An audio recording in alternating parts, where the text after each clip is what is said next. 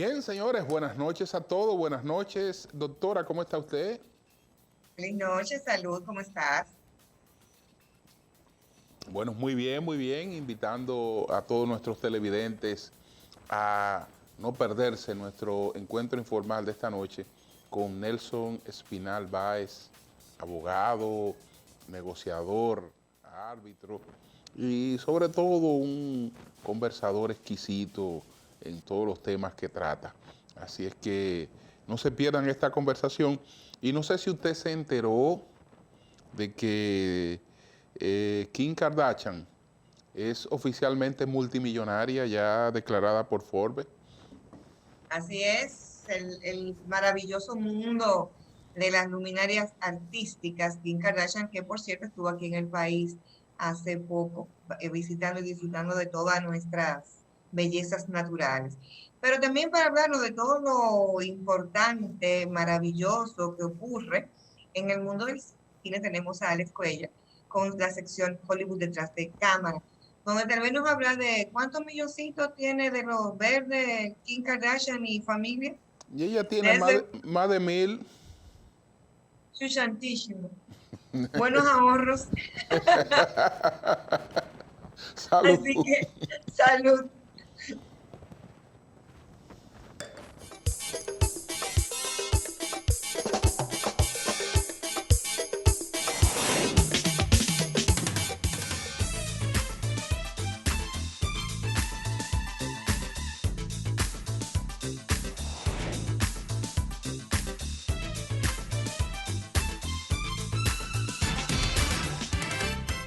¿Qué tal? Qué alegría volvernos a encontrar. Qué felicidad una vez más llegar el fin de semana, estar aquí en Encuentro Informal y en Hollywood detrás de cámaras. Esta vez con 3 excelentes recomendaciones. 2 de una misma plataforma y una de la pantalla grande que está por venir. Pues vamos a arrancar en Netflix. Un muy buen film que tiene suspenso, tiene mucho drama y a un viejo conocido. Director, vengan las imágenes de Factura. Te amo, papi. Y yo te amo a ti, corazón. Eres muy valiente. Entonces, ¿qué fue lo que te sucedió? Ray y su esposa Joanne viajan junto a su hija pequeña por el país. Tras un pequeño accidente de la niña en un área de descanso, la familia se dirige a toda prisa hacia el hospital más cercano. Mientras la esposa y la hija se dirigen a una sala para realizarle a la pequeña una resonancia magnética, Ray, exhausto, se desmaya en una silla en el vestíbulo. Cuando Ray despierta, no hay ninguna evidencia de que su mujer y su hija hayan estado en el hospital, ni que llegasen a estar ingresadas. Dirigida por Brad Anderson, Factura por Netflix. De todo un día y no encuentro a nadie con el apellido Monroe. Solo quiero ver a mi esposa y a mi hija. ¿Alguna grabación del área de emergencias? No grabamos las zonas de tratamiento. La cámara no las enfoca. Estaban sentadas en los otros asientos. ¿No tienes un mejor ángulo? Usted vio a mi hija. Atendió su brazo. Pero justo ahora solo tengo tu palabra de que ellas estuvieron aquí. ¿Lo estoy inventando? ¿Por qué tendría la bufanda de mi hija y no a ella? Yo solo sé que algo malo sucede aquí. Les mostré la fotografía. Puede ser alguien más.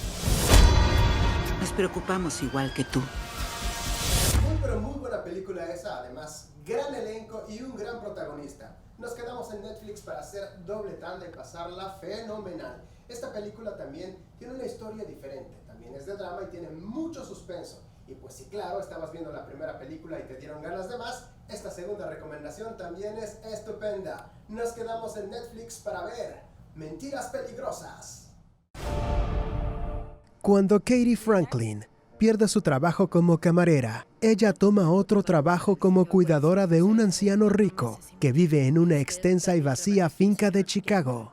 Katie se vuelve cercana al anciano en sus últimos días. Inesperadamente el hombre fallece y nombra a Katie como su única heredera. Pronto ella y su esposo Adam se ven envueltos en una compleja red de mentiras, engaños y asesinatos. Cuando su vida se ve amenazada, Katie tendrá que cuestionar los movimientos de todos, incluso de las personas que ama. dirigida por Michael M. Scott. Mentiras peligrosas, por Netflix. Shh, no te muevas. Hay alguien en la casa.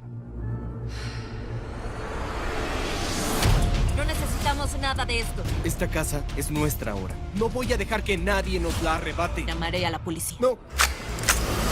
Pero algo así, uno jamás sabe cómo va a cambiar a alguien. Yo nunca lastimé a Leonard. ¿Qué tal esa película? La verdad que Netflix nos sigue sorprendiendo con todo lo que tiene para sus suscriptores. Ahora llegó el momento de dejar Netflix por un lado, solamente por un momento, para irnos a la pantalla gigante a una película que casi ya está al estrenarse. Una segunda parte de un muy buen film para toda la familia. Es una película animada y está estupenda. Esto es Los Croods 2. Me llamo Ip. No me dejas dormir. Dale, pues poner. Y somos la primera familia del mundo. Los Croods. Otra gloriosa mañana. La primera familia prehistórica se aventura a explorar el mundo con el objetivo de localizar un lugar más seguro al que llamar hogar. Pero cuando encuentran un paraíso ideal amurallado que cumple con todas sus necesidades, se encuentran con que ese lugar esconde una sorpresa. Hay otra familia que vive allí, los Más Mejor. Y es que los Más Mejor, con su elaborada casa en un árbol, sus asombrosas invenciones y sus enormes huertos, van un paso por delante de los Croods en la escala evolutiva.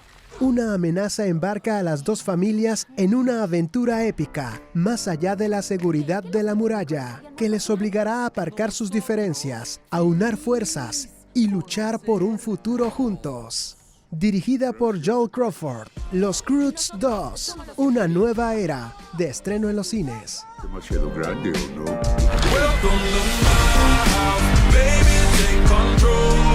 ¡Hola! ¿Otra chica adolescente? Sí. Una chica... ¡Amiga! ¡Nunca había tenido una amiga en mi vida! Tampoco yo. ¿Qué hacemos? ¿Qué tenemos que decir? ¿Por qué estamos hablando así? ¿Qué estamos hablando tan agudo? Debo confesarte que esta es una película que estaba esperando. La primera parte me gustó muchísimo y qué bueno que tiene una secuela y que va a estar también estupenda. Por esta semana fue todo. Gracias por acompañarme aquí en Hollywood Detrás de Cámaras. Me tengo que despedir, no sin antes invitarte a que sigas aquí con nosotros en Encuentro Informal porque tenemos mucho más para pasarlo estupendo este fin de semana. Yo me despido. Nos vemos en la próxima.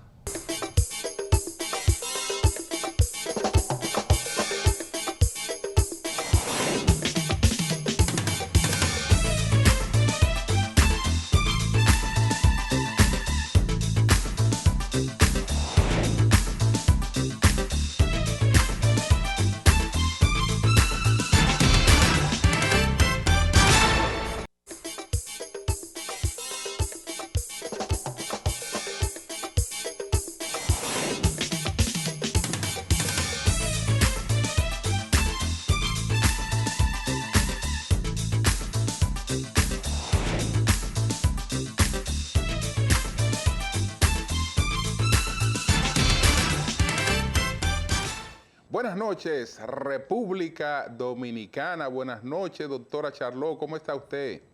Inmensamente feliz. ¿Qué tal, Julio? ¿Cómo vas?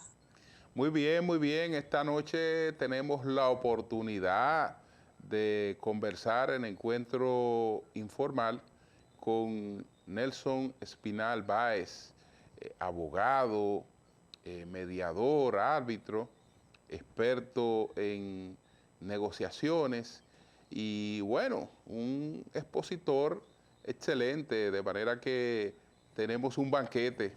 Salud, salud y gracias Nelson por esta oportunidad.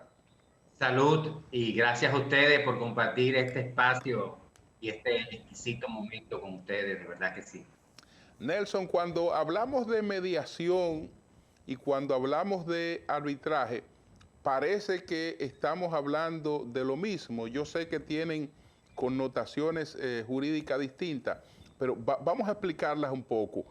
Con todo el gusto. ¿Hasta dónde llega, digamos, la frontera de la mediación y entra la del arbitraje?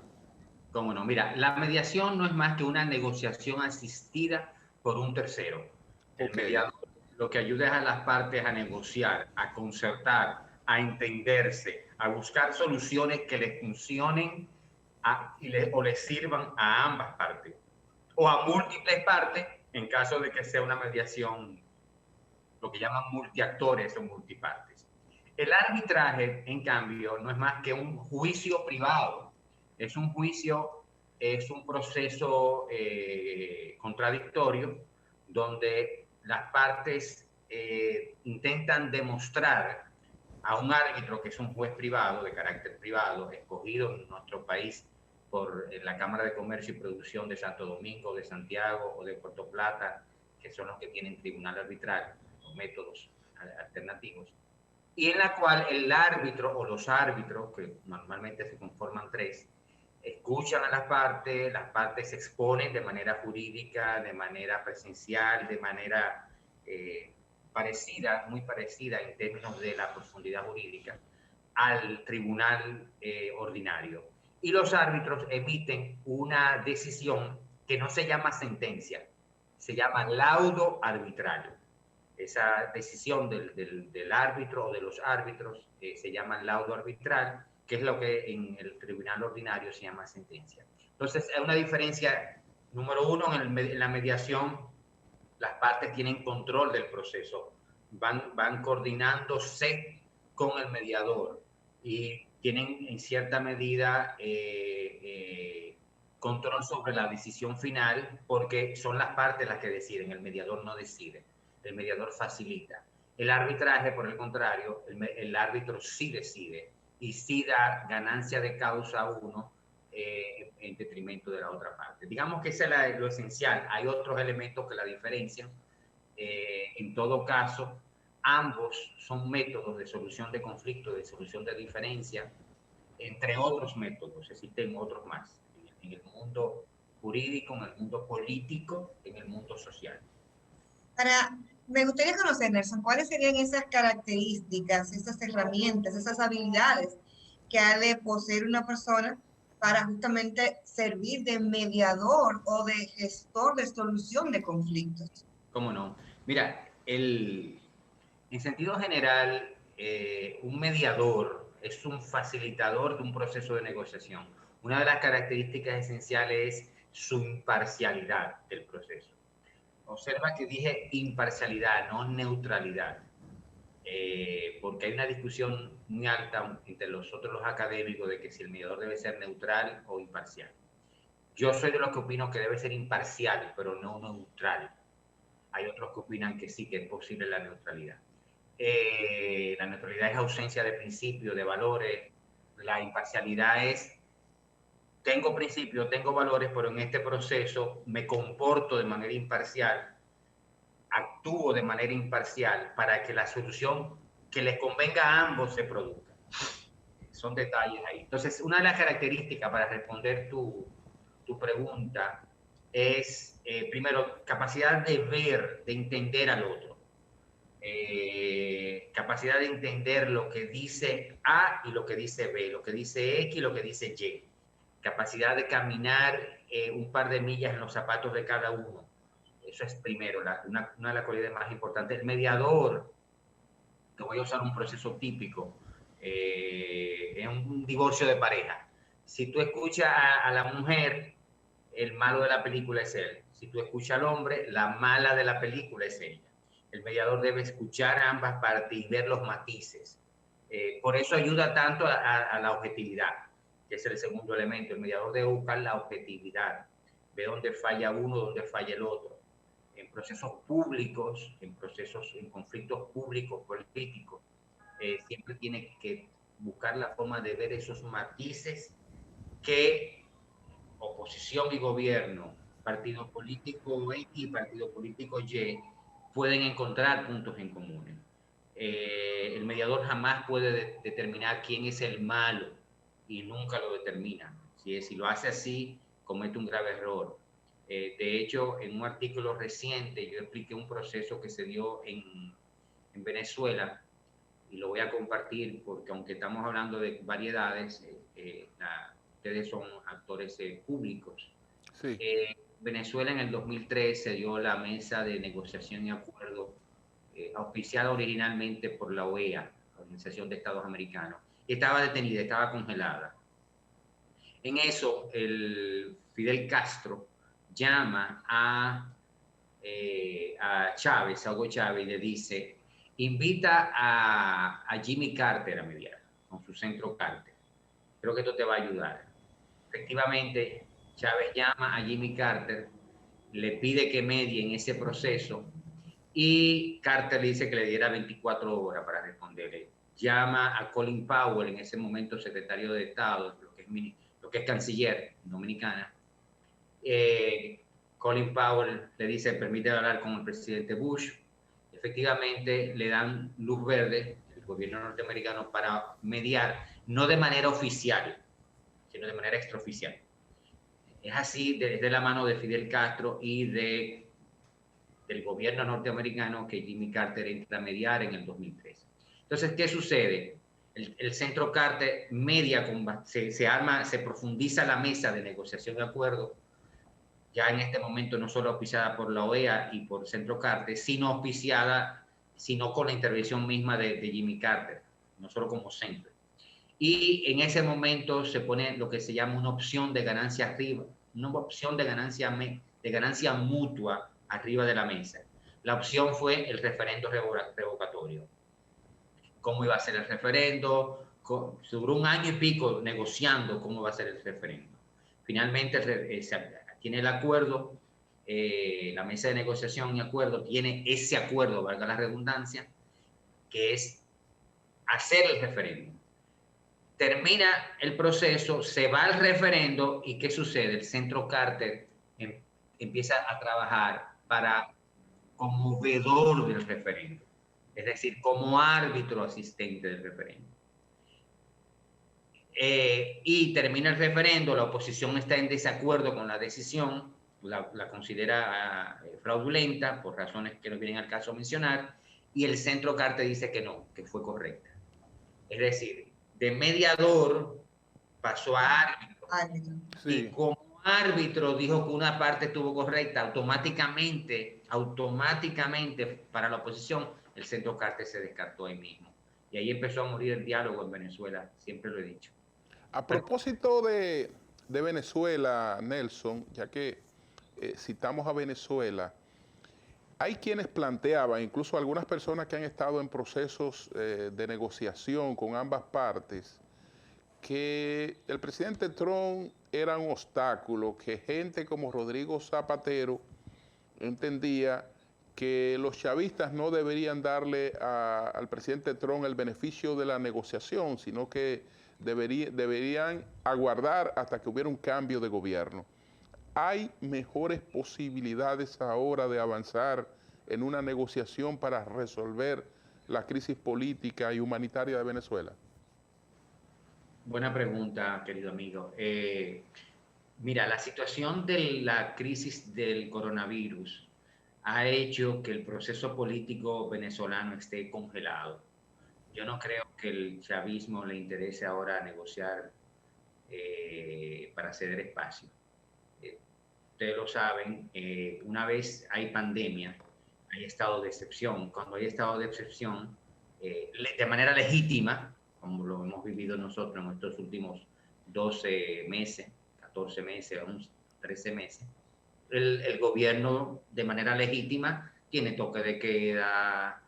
Hay limitaciones de derechos naturales y que tú, yo y todos respetamos, claro, porque la pandemia es real. Entonces, los procesos políticos se congelan en momentos como estos.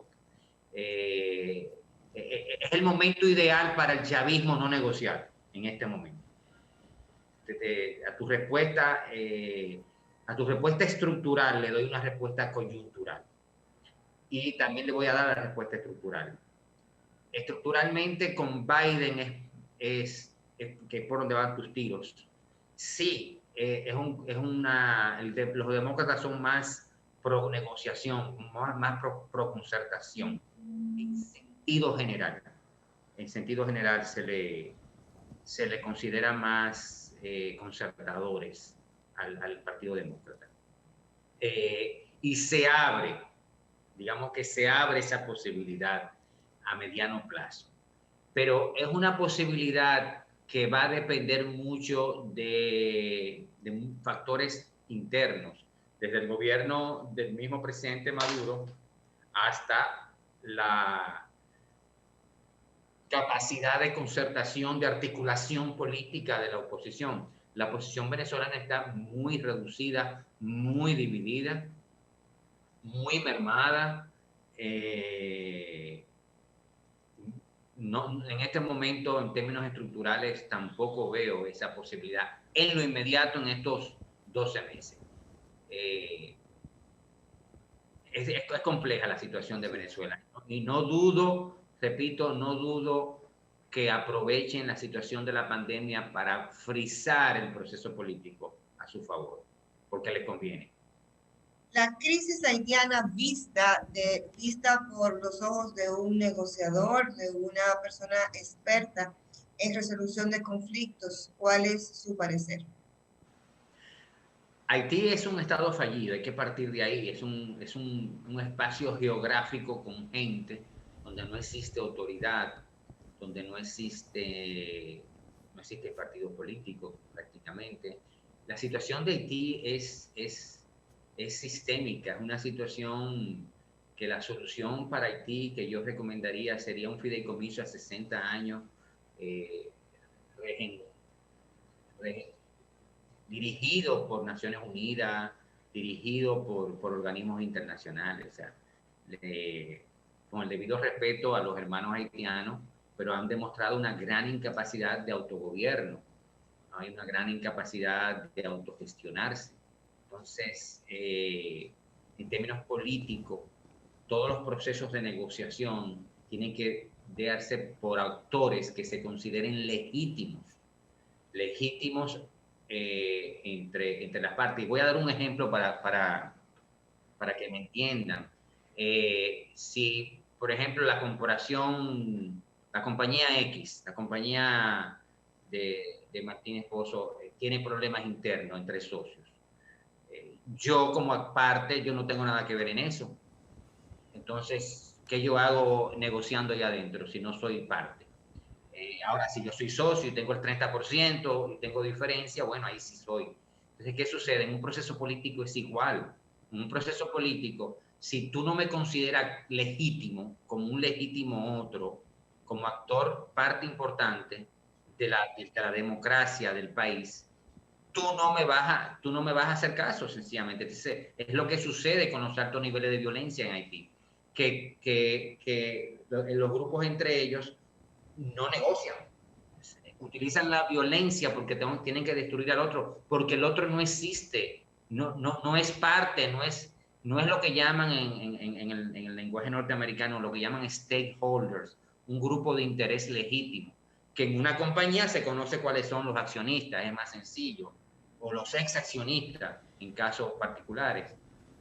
Pero en un gobierno, en un país, cuando los actores políticos no se consideran el uno al otro como legítimos, la violencia es el resultado y eso es peligrosísimo, muy peligroso. Entonces, los amigos de Haití deben entender, deben aceptar que han podido construir una nación con Estado de Derecho, con instituciones, con gobiernos, no con este gobierno, con gobiernos.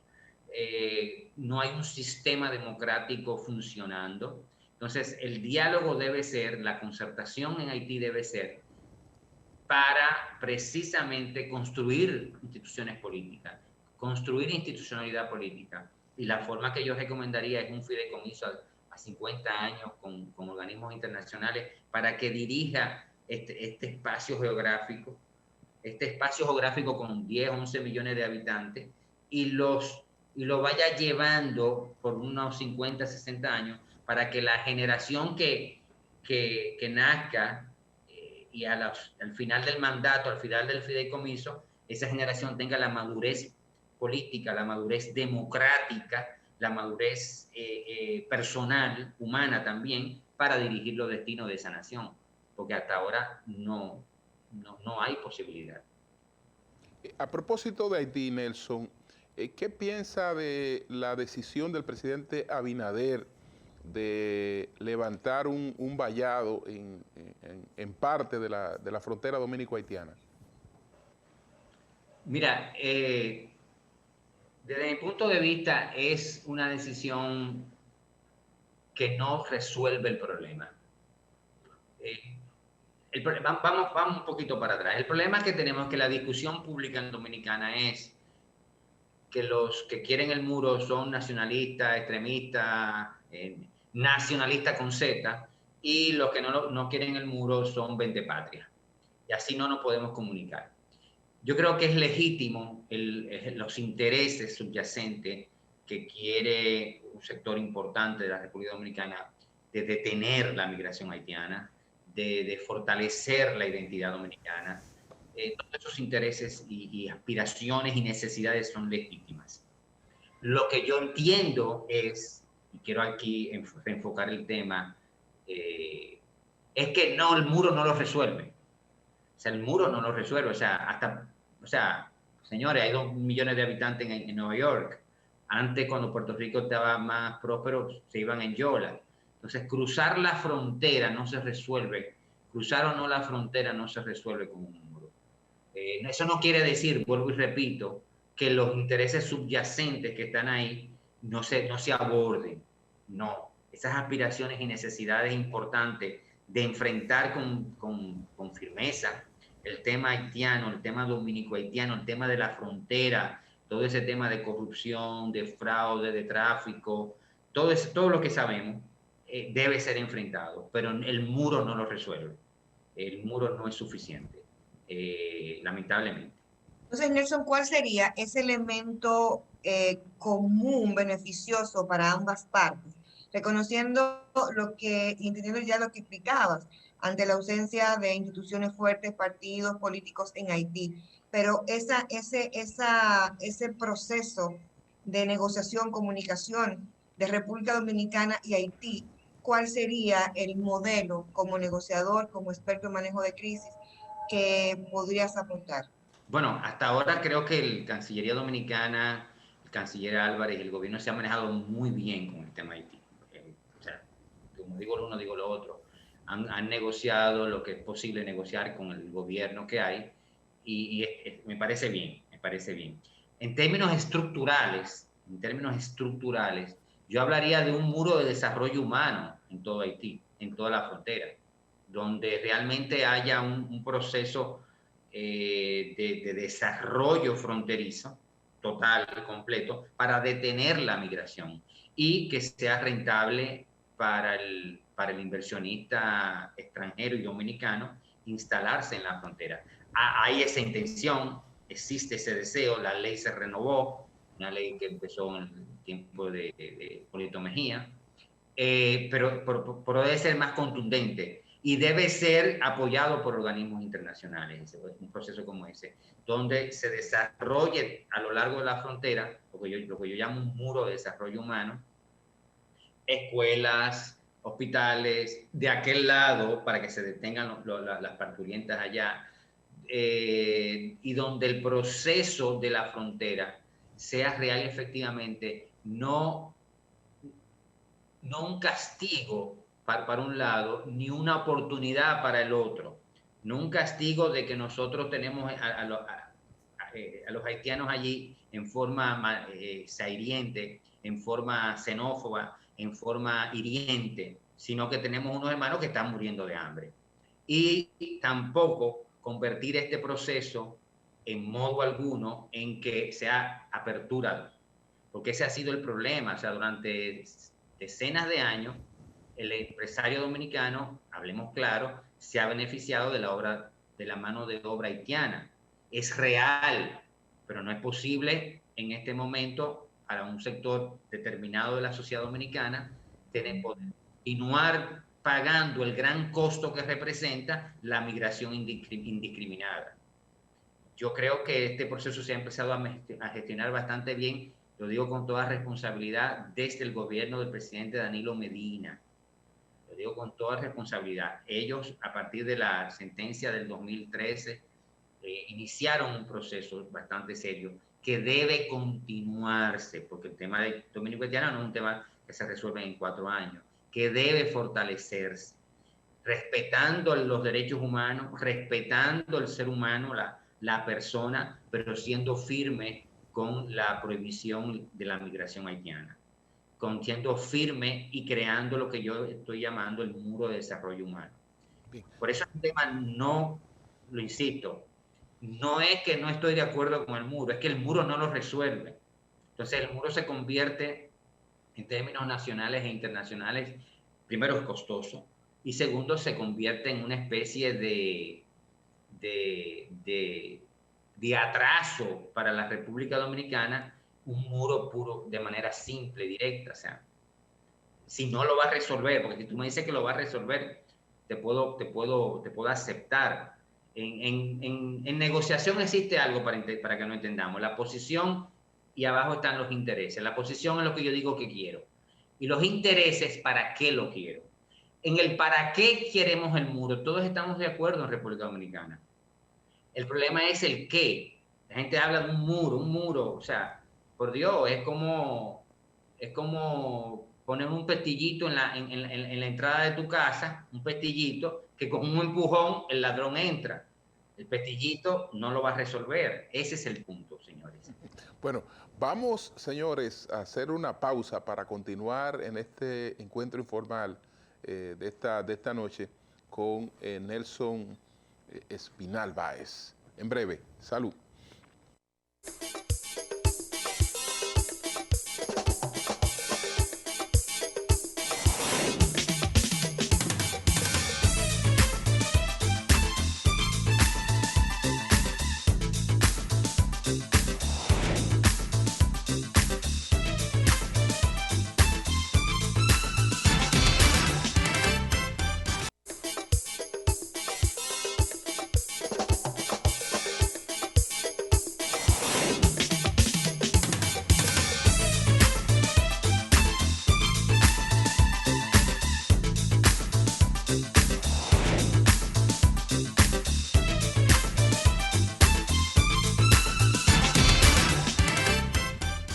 Bien, señores, nosotros continuamos en Encuentro Informal esta noche conversando con Nelson Espinal Báez. Bueno, frente al tema de las 3 causales, como políticamente es una decisión sumamente cuesta arriba para cualquier político, porque lo primero que le divide es su propia organización, en algún momento cobró fuerza la idea de que podía ser un tema de referéndum, pero leía un artículo de Nelson Espinal Báez que en cierta medida coincide también con otro planteamiento de Rosario Espinal, en el que sugieren que la posibilidad de un referéndum es peligrosa. Entonces, ¿Cómo abordar este empantanamiento que tenemos con un tema que mantiene estancado un código penal que la sociedad está reclamando desde hace tiempo? Mira, para abordar el tema, y quiero aprovechar aquí esta oportunidad para decir que no hay un tema social que no tenga consecuencias políticas, y más uno como este. Y es real, querido amigo. Es real que tiene consecuencias políticas. Pero cuando usted se asume líder político, cuando usted decide aspirar por posiciones públicas, tiene que buscar fórmulas, tiene que buscar métodos de que sus creencias, sus principios, sus valores que usted dijo en momentos de campaña sean articulados, sean llevados a la realidad al momento de gobernar una nación. Digo esto porque no es la situación donde el presidente Luis Abinader estuvo en desacuerdo años anteriores con las 3 causales. No, en todo momento él ha dicho que él la favorece. Entonces, lo ideal para todo líder político es precisamente que auspicie, que lidere, que persuada, que negocie, que convenza a sus propios legisladores, a su propio partido, para que esto se haga realidad. Porque de lo contrario, se está cometiendo un error político y es decir algo en oposición para hacer algo diferente en los gobiernos. Entonces, dicho esto, en materia, y vamos a decir esto desde el punto de vista de introducción, yo entiendo que no siempre los procesos de plebiscito, referéndum, son los ideales para dirimir procesos políticos o sociales o de índole similar en una nación. Tienden a dividir mucho las naciones, tienden a dividir. Segundo, tú tienes, para hacer un análisis rápido de esta situación, de este conflicto público, tú tienes los pro aborto y los anti aborto. Vamos a decir que estos son los dos extremos. Aborto abierto, tipo Estados Unidos. No aborto, bajo ninguna circunstancia. Creo que hay 5 o 6 naciones en el mundo. Muy bien, estos son los dos extremos. Las 3 causales no están en los extremos, las 3 causales están en el medio. Es decir, no habrá aborto abierto, ni no habrá no aborto cerrado, sino que hay un punto medio que es donde se permitirá el aborto terapéutico, supervisado, transparente, legitimado, legalizado, higiénico, medicado, en la cual las señoras, las dominicanas, podrán dejarse asistir de especialistas en la materia para proveerle ese proceso. Es decir, cuando una nación, y es mi tesis en el artículo, pone el medio, el centro político, que es las 3 causales, a un referendo, está poniendo en peligro lo que llamamos la moderación política, el centro político, el equilibrio político.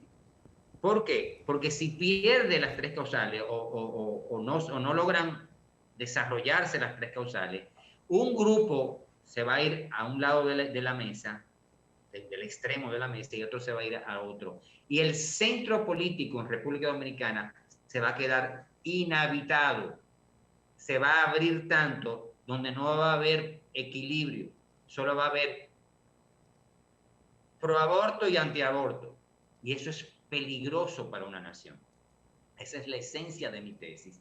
Y es peligrosísimo para la estabilidad política mediana plazo, corto plazo y largo plazo.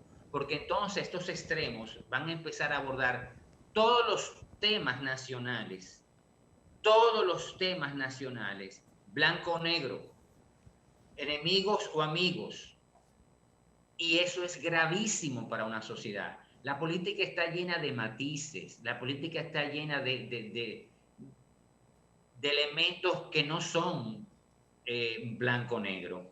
Y abordar los procesos sociales y políticos con esta visión incluso moralista, blanco-negro, es demasiado peligroso para la estabilidad de una nación.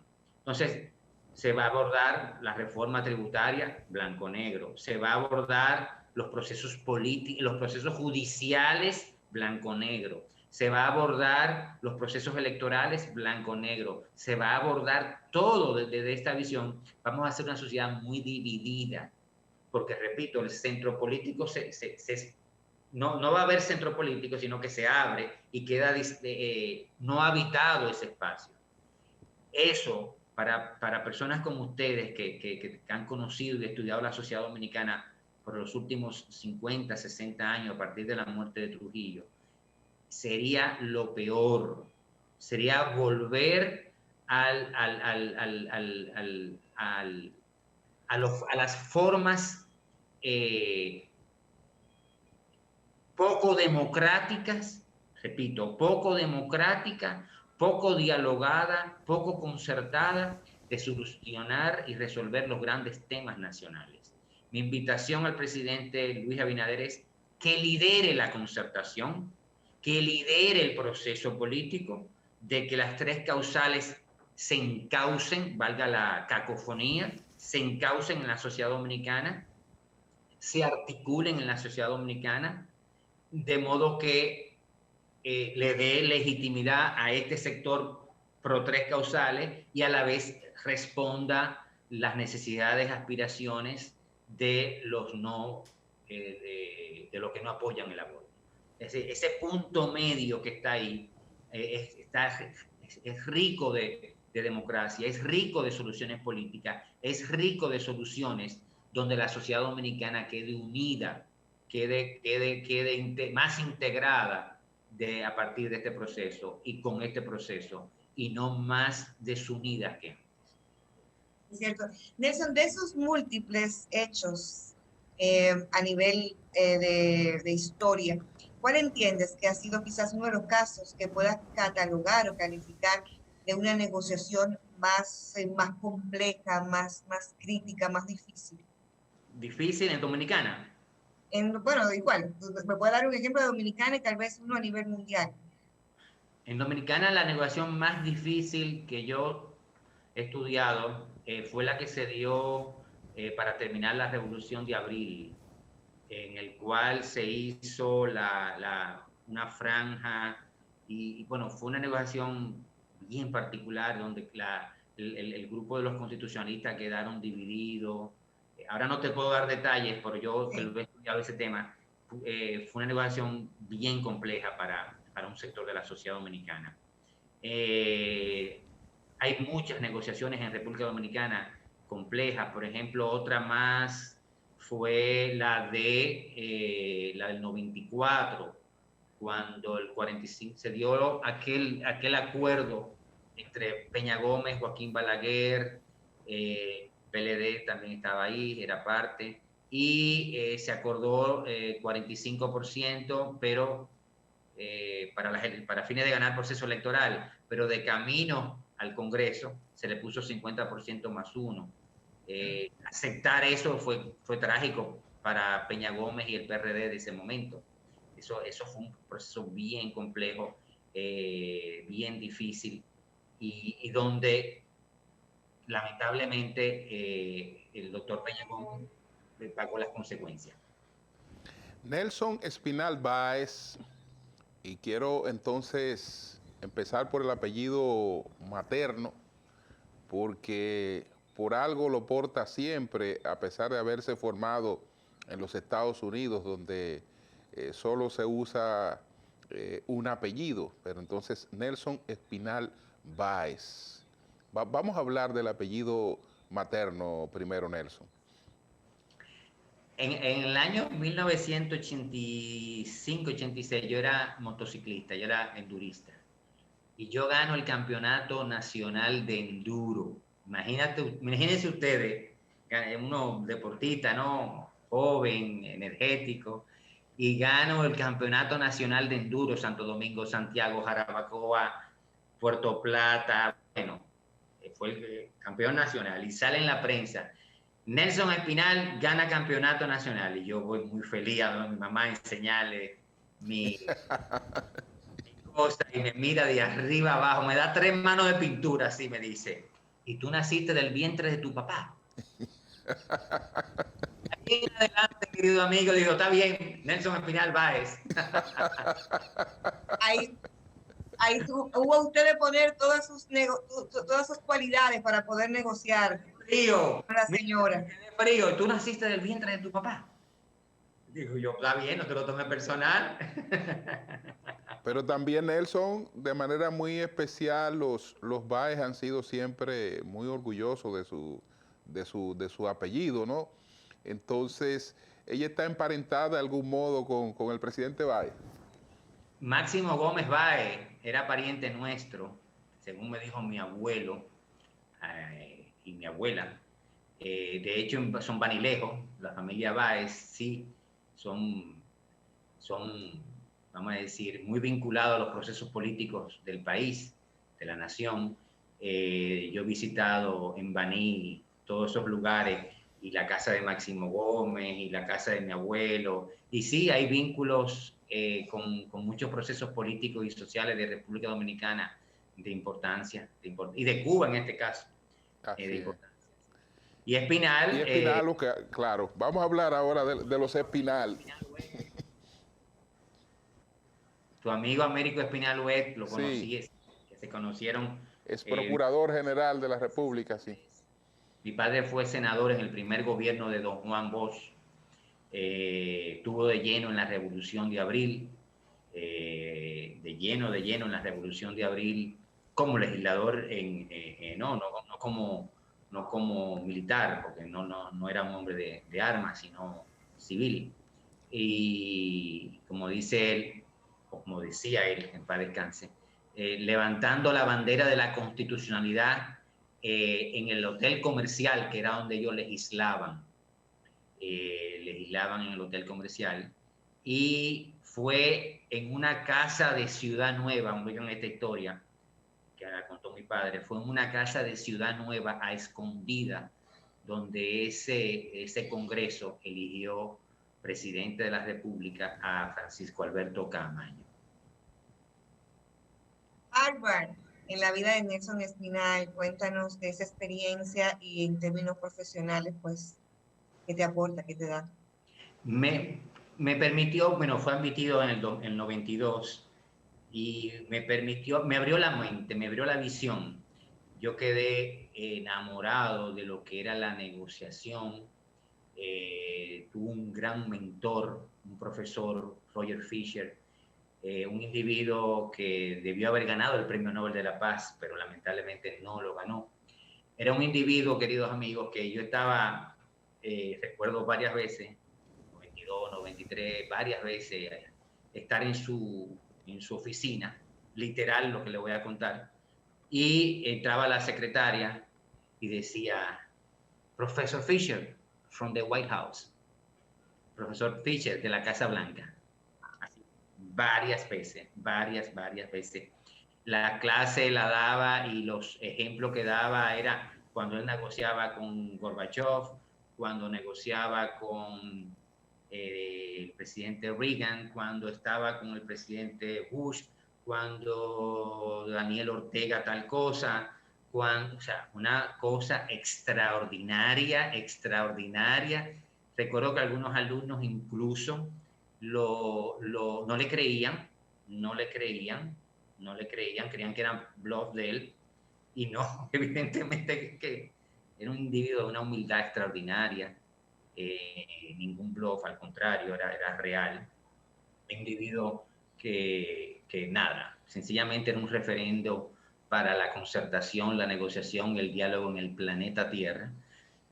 Todo ese proceso le sirvió mucho a la universidad para lanzar lo que hoy es el programa de negociación, y todo ese programa de negociación del cual me siento feliz, honrado de ser parte junto con otros académicos del mundo, y de la cual la firma nuestra Cambridge está estrechamente vinculada. Entonces, es la visión profundamente democrática, profundamente científica, académica de lo que es negociación, y sobre todo de la inclusión, la posibilidad de ver siempre al otro como un legítimo otro, y con el cual usted como profesional, como empresario, como político, como líder social, como lo usted quiera, como ser humano, debe en todo momento buscar esa solución con ese otro que está al lado de la mesa, o del otro lado del mundo, o del otro lado de la empresa, o del otro lado del banquillo del tribunal, para buscar soluciones sostenibles. Le llamamos sostenibilidad a las soluciones. Lo que llaman ganar, tienen un resultado que sea sostenible.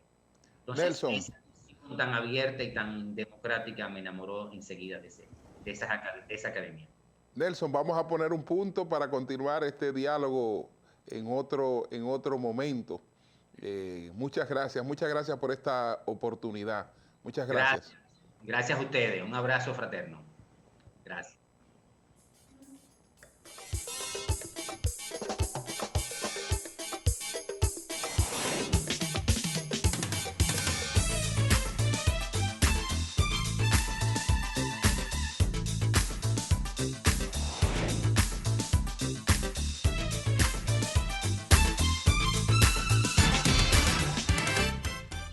Bien, señores, vamos a presentar entonces, doctora, de inmediato nuestra conversación de esta noche dígame qué tal, cómo Voy se a to- sintió en este diálogo.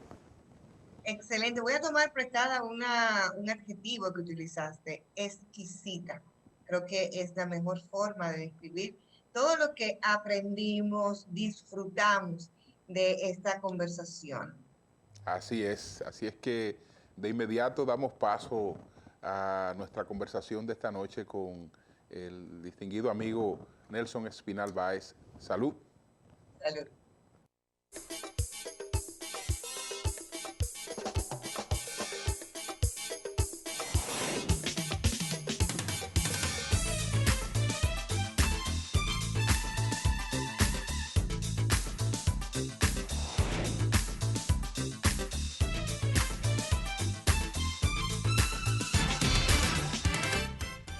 Bueno, señores, gracias a todos nuestros televidentes en la República Dominicana, Telefuturo, Canal 23 y en Estados Unidos, pues Quisqueya TV. Así es que gracias a todos, doctora, feliz fin de semana.